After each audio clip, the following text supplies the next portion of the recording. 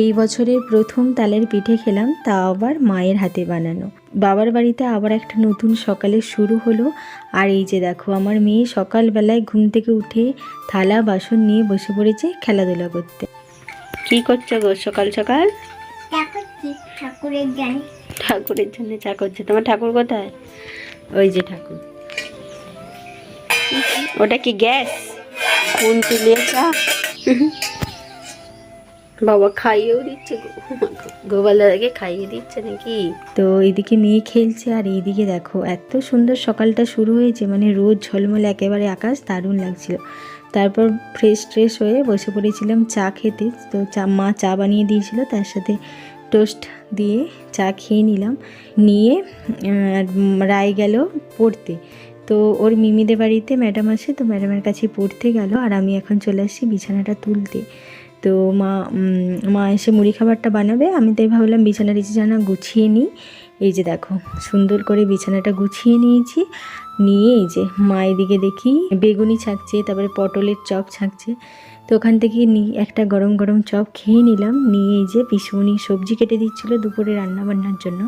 তো আমিও বসে পড়লাম পিসুমণিকে হাতে হাতে সাহায্য করতে। তো মানে কচু পুঁই শাকের তরকারি হবে, তো ওই জন্য মা পুঁই শাক নিয়ে আসছে কাকুদের বাড়ি থেকে। শাকগুলোকেই বেছে নিচ্ছি।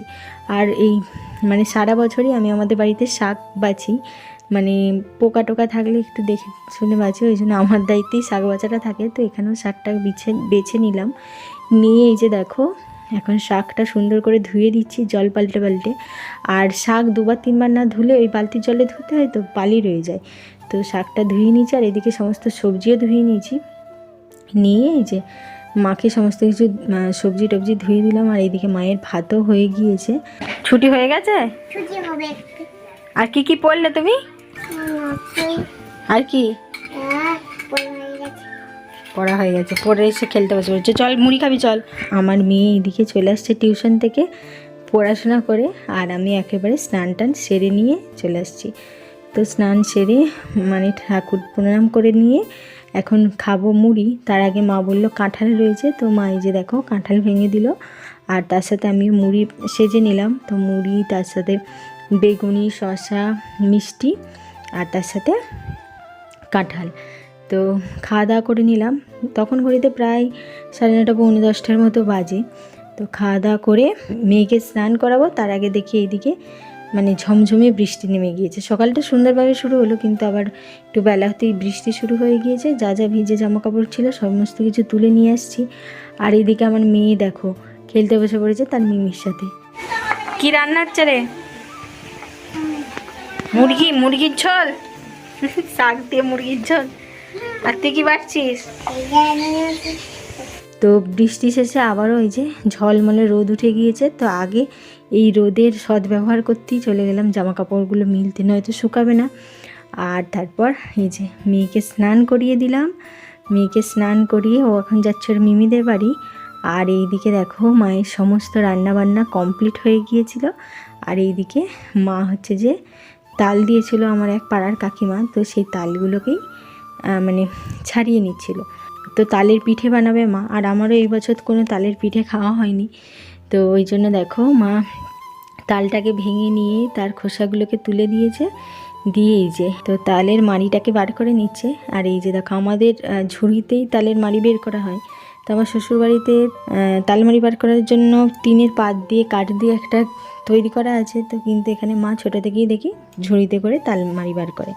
তো এই যে দেখো কতটা প্রায় অর্ধেকটা করার তালমাড়ি হয়েছে। তার সঙ্গে মা গুড় দিয়ে এখন গ্যাসেতে ফুটিয়ে নিচ্ছে। কাঁচা তালের পিঠে বানাবে না, ওই জন্য মানে গুড় দিয়ে ফুটিয়ে নিল।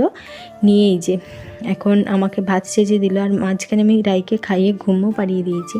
আর মা সেদিনে কচু পুঁই শাকের তরকারি, তার সাথে ভাজা চচ্চড়ি, আর মাছের তেল ঝাল, তার সাথে মুসুর ডাল, এত কিছু বানিয়েছিল। তো মানে আমার কচু পুঁই শাক থাকলে আর কিছু লাগেই না, কচু পুঁই শাকের তরকারি দিয়েই ভাত খাওয়া হয়ে গিয়েছিলো প্রায়। তারপর খাওয়া দাওয়া করে একটু রেস্ট নিয়ে মা বসে পড়েছিল পিঠের মানে সমস্ত ব্যাটারগুলো বানাতে। তো ফুলুরি বানাবে এই যে দেখো, তার জন্য চালের গুঁড়ি আর কালো জিরে নিয়েছিল। আর তার সাথে গরম তালটা দিয়ে দিয়েছিল, দিয়ে মাখাতে তার উপর দিয়েছিল ময়দা, আর সুজি ছিল সেই সুজিটাও দিয়ে দিয়েছিল, তার সাথে মৌরি দিয়েছিল, দিয়ে ভালো করে মাখিয়ে নিল। নিয়ে এই যে সুন্দর একটা ব্যাটার বানিয়ে নিয়েছে। নিয়ে তাল ময়দা দিয়ে লুচির জন্য একটা ডো তৈরি করে নিচ্ছিল। সমস্ত কিছু তৈরি হয়ে গিয়েছে। নিয়ে এখন পিসুমনি বসেছিল লুচি বেলতে, আর এইদিকে মা বসেছিল ডুবো তেলে তালের ফুলুরিগুলো ভাজতে। তো মা বেশ সুন্দর কেটে কেটে তালের ফুলুরিগুলো ভাজে, তো আমি পারি না। মাকে বললাম করব, মা বললো হবে না, থাক আমি করে দিচ্ছি। আর বিকালবেলা এইদিকে দেখো আমাদের বাড়িতে বসেছিল বাচ্চাদের চাঁদের হাট। তো রায়, তারপরে আমার মানে ভাই, দুটো ভাইজি, তারপরে রায়ের মিমি, আর আমার পাশের বাড়ি এক কাকুর মানে 2 কাকুর মেয়ে, সবাই মিলে একসাথে খেলছিল। এদিকে মা গরম গরম ফুলুরি ছেঁকে নিচ্ছিল। তো মায়ের ফুলুরিগুলো ভাজা হয়ে গিয়েছিল, মা গরু তুলতে হবে, ওই জন্য আমি বলেছিলাম চলো আমি বসে পড়ি তালের লুচিগুলো ভাজতে। পিছনে একদিকে বেলে দিচ্ছিল আর আমি একদিকে ভাজতে বসেছিলাম। আর আমি কখনো তালের লুচি ভাজিনি, প্রথমবারই ভাজছি। তো বেশ মানে ফুলে উঠছিল, দুখোল হয়ে ফুলে উঠছিল। আর হচ্ছে যে আগে আমাদের বাড়িতে কত তালের পিঠে বানানো হতো, মানে আমার শ্বশুর বাড়িতে, কিন্তু এখন আমাদের আর গাছ নেই তালের কোনো, ওই জন্য তালের পিঠেও আর খাওয়া হয় না। এই বছরই প্রথম তালের পিঠে খাওয়া হবে। এগুলো কি রে? কিসের পকোড়া এগুলো? তালের পকোড়া, তালের ফুলুরি, তালের পকোড়া হয়ে গেছে। তো দেখো তালের লুচি, তালের ফুলুরি বানানো হয়ে গিয়েছে। তারপর সন্ধ্যাবেলায় থালাতে করে সেজে নিলাম, নিয়ে এই যে খেতে বসেছি। আমার তো সমস্ত পিঠে খেতেই ভালো লাগে, আর তালের ফুলুরি লুচি তো তার কথাই নেই, দারুণ লাগে খেতে। তো এইভাবেই কেটে গেল বাবার বাড়িতে আরও একটা দিন। কেমন লাগলো ব্লগটা জানিও।